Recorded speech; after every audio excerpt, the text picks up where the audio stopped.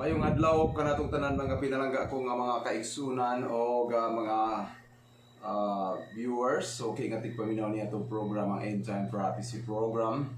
O karon panibago nga pagtuon nato sa atong online nga pagtuon mga igsuon higala tungod kay very timely kini og ang ato nga pagtuon karon nga pagatunan may kinalaman sa ato nga pagbiya sa daan nga tuig o pagsugad sa bagong nga tuig. So ang matag usa kanato dunay gitawag New Year resolutions nga ato nga pagahimuon o ato nga ginahimo every year end, no? So pagsugat sa bagong tuig mo ni siya nga ato nga naandan nga ginahimo. So kining special kayo nga topiko tulad ni madungog mga igsoon sa matag bagong tuig, no? Kining importante nga pagtulunan nga matag usa kanato unta dapat nga ma-remind niini mga pagtulunan na labi na gyud ganiya na kita mga igsoon nagapuyo niini nagahinapos nga kasaysayan sa kalibutan. So ang atong pagtuon karon giuluhan nato year end New Year resolutions. Okay? New Year resolutions. Mo ni siya ang atong sentros pagtuon nining taknaa sa dili pa nato sugaton ang bag-ong tuig. So sa dili pa tong dapiton ang presensya sa Balang Espiritu sa ato nga pagtuon aron kita maginiyahan o matagaan og panabot nga gikan sa langit pinagi sa balaan nga espiritu magampo kita. Langit tulog balaan na mga Dios, sinimbahon na mong amahan nga naastros kita saan sa mga langit. Nining takna kami nagadoon nga kanimo og nagakalipay nagapasalamat.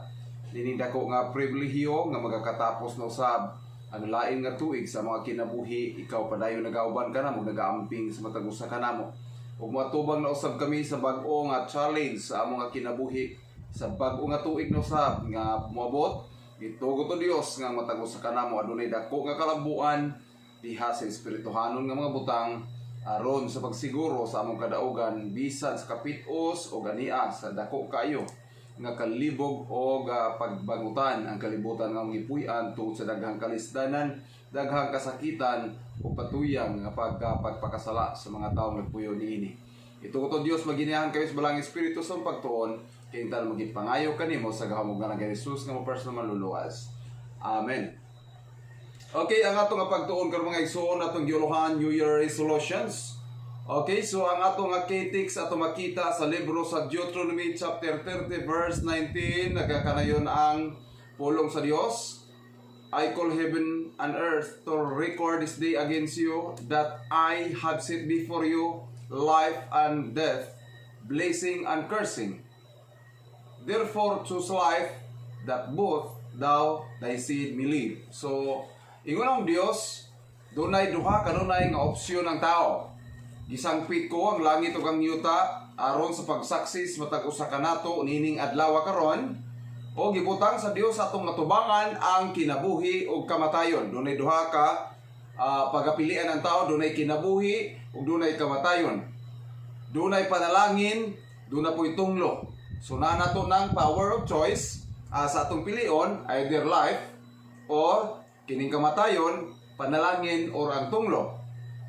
Pero aron mahimutang wise sa paggamit sa atong power of choice, nasa bandang baba, ningon ang Dios, busa, pilia ang kinabuhi aron mabuhi ikaw o ang imong kaliwatan. Okay, so nindot kayo ang pulong sa Dios sa Deuteronomy chapter 30 verse 19. Ingon nga mao ang atong susi sa atong pagtuon karon sa sentrong pagtuon nato.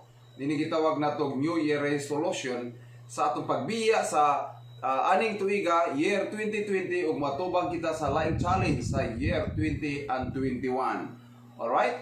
Ani ang pulong sa Dios sumala sa My Life Today, page 5, paragraph 2. Another year now opens its fair unwritten pages before you. The recording angel stands ready to write.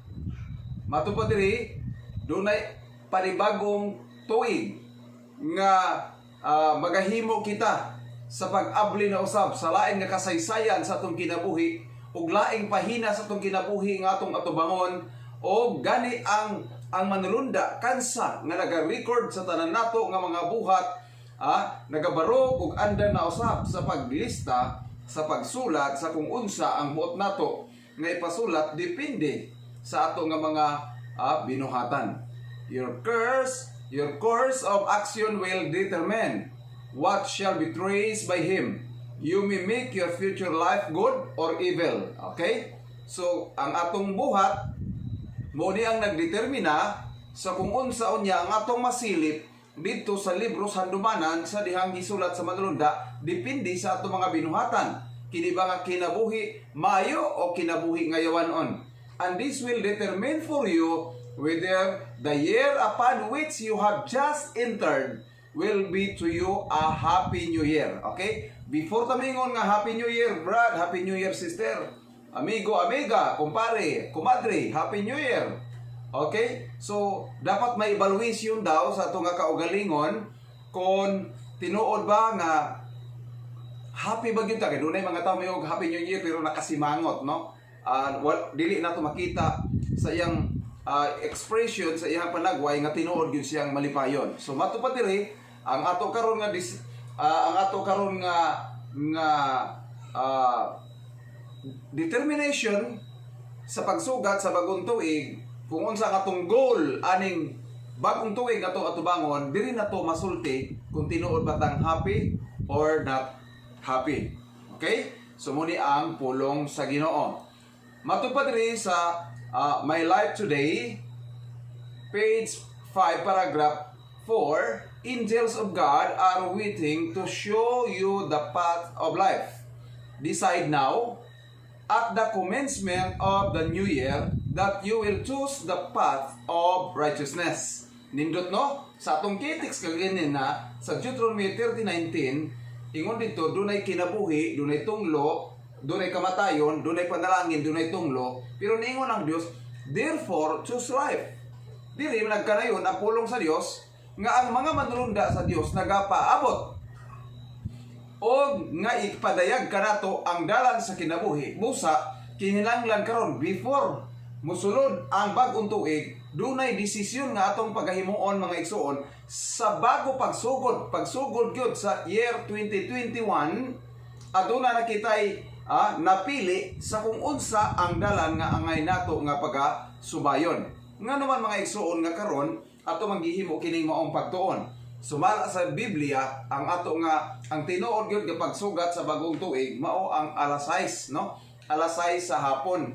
So, Huwebes mao man ang petsa 31 sa year 2020. Therefore, pagka Huwebes sa alas 6, no? Unya sa alas 6, mao na siya ang gitawag og bagong tuig na. So mao na siya ang sa Biblia.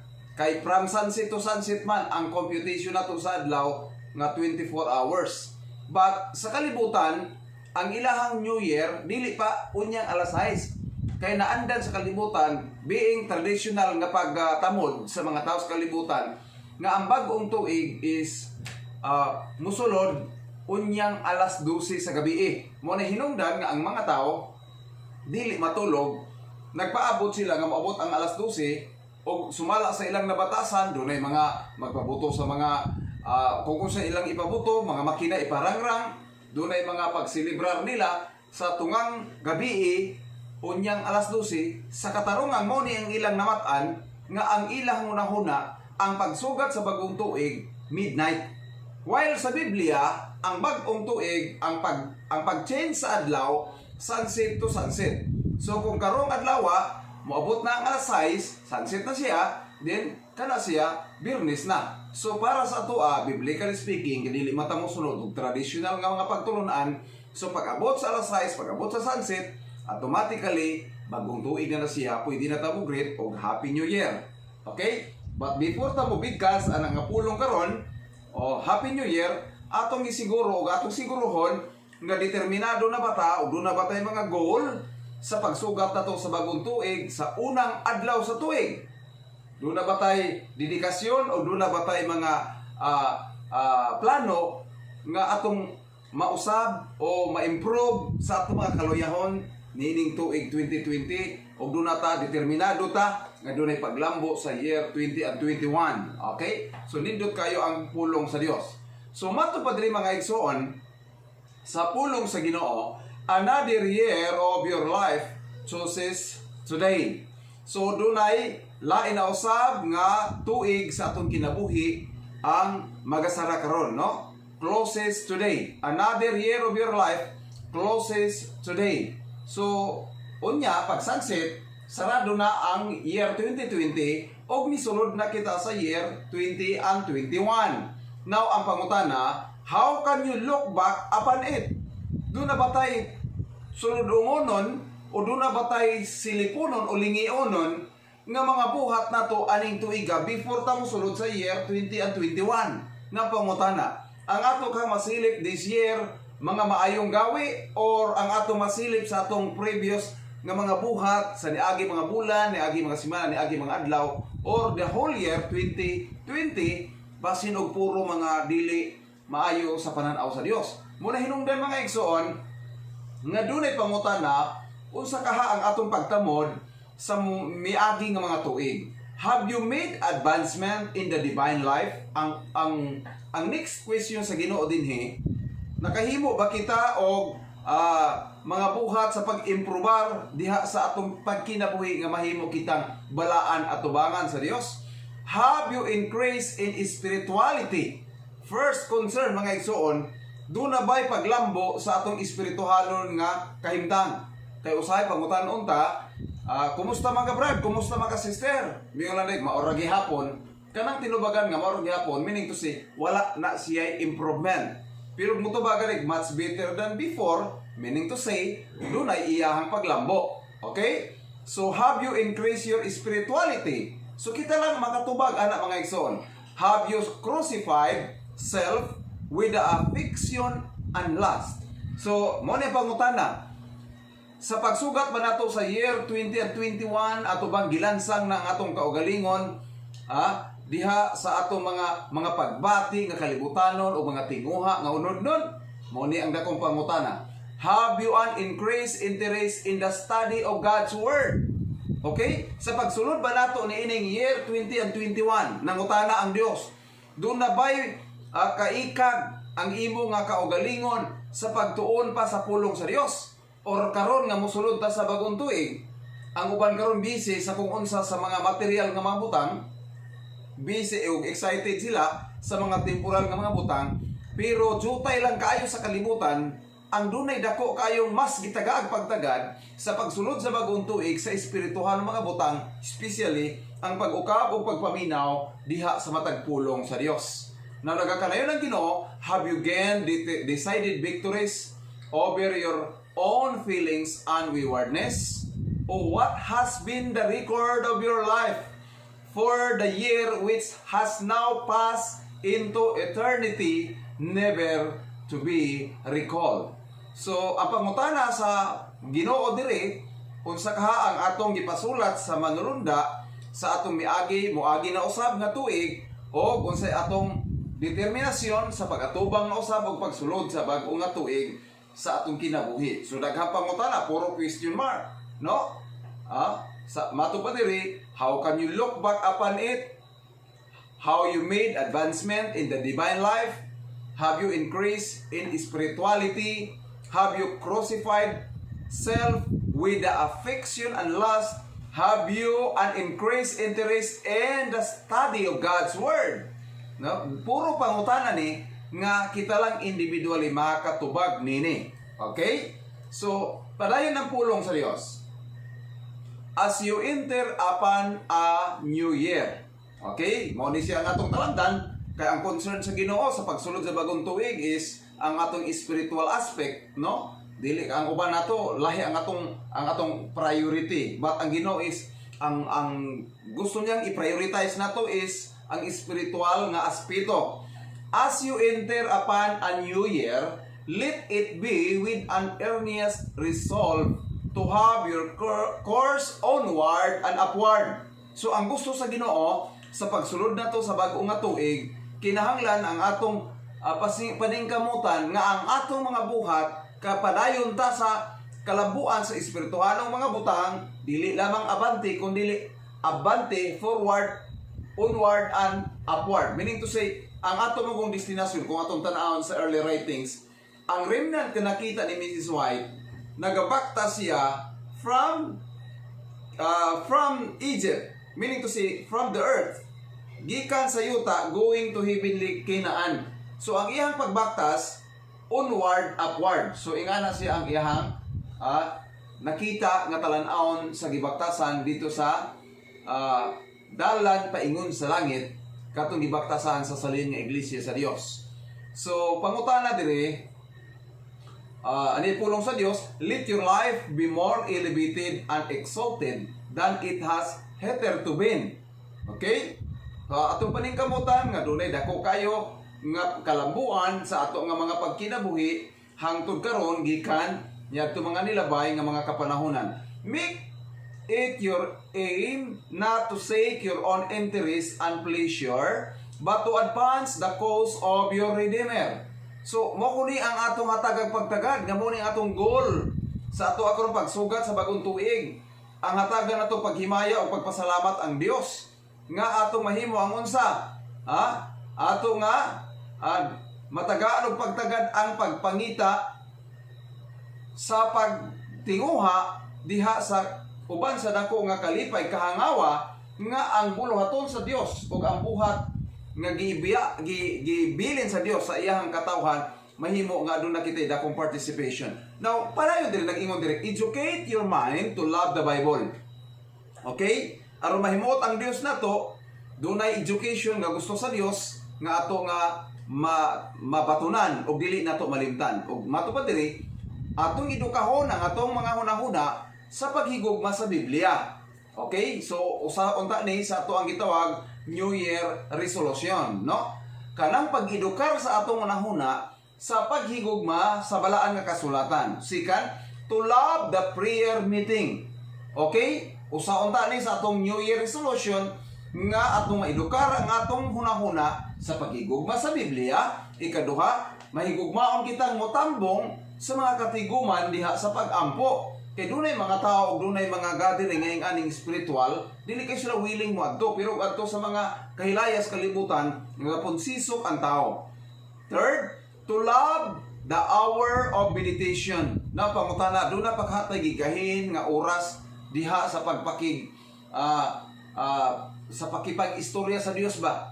Diha sa mga dapit diin mamingaw nga kita lang nga makapag especially kung naata sa nature, no? An open book. Makita na to ang buhat sa Dios. Doon na pabatay panahon sa pagpamalandong, pagbulay-bulay sa espirituhanong mga butang, atong tudluan ang atong kaugalingon niana. Ug mato pa, above all, the hour when the soul communes with God, labaw sa tanan nga ang atong kalag anaa sa pakig sandurot diha sa atong Ginoo. Become heavenly minded if you would unite with the heavenly choir in the mansions above.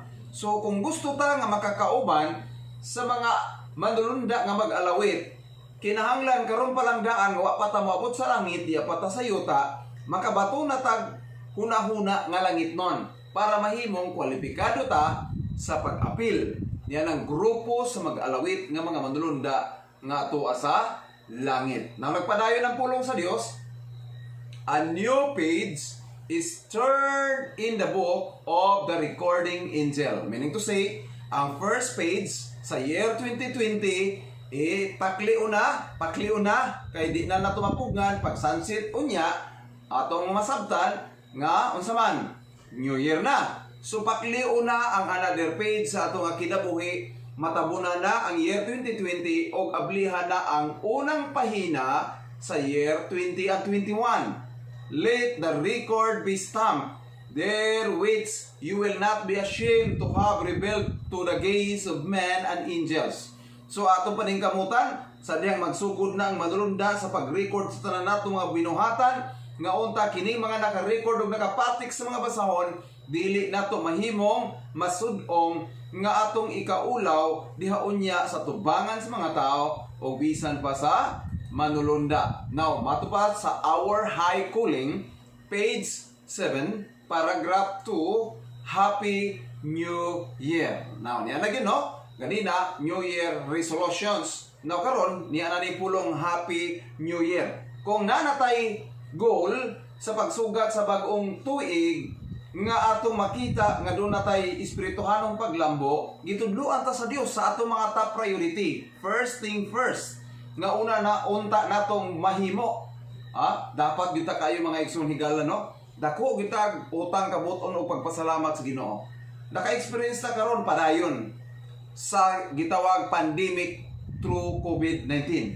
Gani atong nasinati karon imbis nga medyo naluang-luang na ta sa ato ang mga lockdown diri sa Pilipinas, but atong nahibaluan presently nga dunay dako na pug kayong trip nga minggawas gikan sa UK o sa laing nasod nga matupad dunay another wave nining virus nga mas deadly than COVID-19 or something like that. No, atong nahibaluan nga niya taron sa kapanahonan diin ang tao anaas kalibog. Pero kining gitanan gitugot sa Dios nga mahitabo aron unta ang matag usa ka nato makasabot sa kung unsa ang ngayon nato buhaton sa panahon sa kapit-os wala natay laing duulan kun dili ang Dios. Bisan pa niya na daghan ka nato ang nakalimot, apan ang Ginoo nagapabilin sa pagprotekta ka nato. Dalay ko ng Dios niya na, no? Nga wala ta maigo ni nang virus nga nagkuyala o ubad daghang nangamatay, wa ta naigo sa daghang disgrasya nga kuha sa daghang kinabuhistaw, kalamidad sa mga baha, property and life ato nakita nga nangagunob o nangawala tungod sa mga kalamidad. O kita karon nagpabilin nga bisan anaas sa kapobrehon, anaas kawadon, apan malipayon tungod kay gipreserbar o giampingan sa Dios ang atong pamilya, ang atong kinabuhi, ang atong pagkatao aron unta masabtan nato in return ang atong responsibility ngadto sa atong Dios nga ato siyang himayaon, ato siyang daigon o ato siyang pasalamatan. O atong iampo sa tanang mga buhat, kita man magakaon o magainom o bisan unsang butanga ang atong mahimo ilalom sa adlaw nagingon ng Dios, do it for the glory of God. Sumuni siya ang atong kalabuton mga igsoon. Nalagingon dire, what will be its inscribed upon its spotless pages? The manner in which we spend its passing day will decide this question. So kung unsa man ang atong ipalista o ipasulat sa matag pahina, sa matag buhat nato sa matag adlaw, unang bulan January year 2021, sa matag adlaw natong mga panagawi, doon nakatay goal nga ang atong mailista sa mga manulunda nga magalista dito, mga buhat nga ikahimaya sa Dios o ikalipay sa Dios, naa nato na kung unsa ang ato ang mga target, no, sa kinabuhi ug sa atong mga plano o mga gusto nato nga ma-improve sa pagsugat nato sa lain nga tuig sa kinabuhi. Nagapadayon sa our high calling page 7 paragraph 3, let us enter upon the new year with our hearts cleansed from the defilement of selfishness and pride. So kinahanglan mosulod kuno ta sa bag-o nga tuig nga unsa man nalimpyuhan ang atong mga kasing-kasing gikan sa tanang matang sa kahugawan pagka makasarili o bisan sa garbo. So sa ato makita, no, o daghang mga tao nga pagsuga pag-abot sa gitawag nila Pasko o pag-abot sa New Year, nakita nato nga sa mga handa nga material bunga-bunga sa mga preparation sa panimalay, sa mga decoration sa tanang kuan, nakita nato nga naa gito dito ang gitawag nato mga igsoon og pride, no? Pero gusto ang Dios nga sa pagsugat nato sa bagong tuig, nata sa simplicity lang ba nga kahimtang nga makontinto ta usay naa. Okay, daghan mo mga tao nga bisag for example ni ataron sa pandemic, medyo na nahibalutan nga ni agyud crisis. Pero dunay mga tao mura dili nila ma-take ba nga moabot ani nga panahon nga mura lisod man kita. So, mopugos og pangutang aron lang gid bunga-bunga din ang preparation kauno lang nagusa ka adlaw. Din ang sunod nga adlaw, imbis Happy New Year, pagsugod sa si adlaw o simana, wala mahappy ang iyang pagsugod sa tuig, kay nagbago siya o binayad sa utang nga iyang gi-prepare sa usalang ka adlaw sa iyang pagsugat sa bagong tuig. Tungod man ni sa atong gitan-aw bitaw nga, murag kulang man, murag kini magtanaw ta silingan nga dunay mahimo, nya kitay wala, nya mosundog kanila, malisod mga igsoon. So nag-ingon ang Ginoo, let us put away every sinful indulgence and seek to become faithful, diligent learners in the school of Christ. Unsa daw? Kita mga magtutuon diha sa eskwelahan ni Kristo. A new year opens its unsullied pages before us. What shall we write upon them? So sa mo kuno, no? Ayun diri atong pangitaon nga mahimo kitang matinud-anon diha sa Dios. Masing kamutong magtutuon sa eskwelahan ni Ginoong Hesus ug ang bag-ong tuig ablihan kini sa Dios nganhi kanato, nga mahimo nga ang mga dili maayo buhat mahimong positibo o kung kini mao ang atong determinasyon nga atong mahimo mga igsoon. Sake to begin this year with right purposes and pure motives. Pagkanindot kayo sa mga advices sa Dios, no? Atong pangitaon nga kita magasugod niining tuig 20 and 21 sa buhat nga maayo, sa mga maayong katuyuan o sa mga putli nga mga handom o motibo sa atong mga kasing-kasing.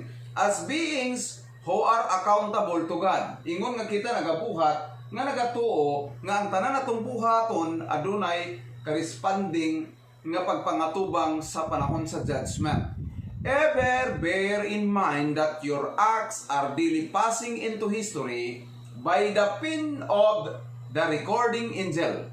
Ato kunong ibutang sa tong unahuna nga ang tanan natong mga buhat sa matag adlaw mahimo kini nga kasaysayan sa tong kinabuhi apan gina-record kana sa manulunda nga naga-record sa atong mga binuhatan. You must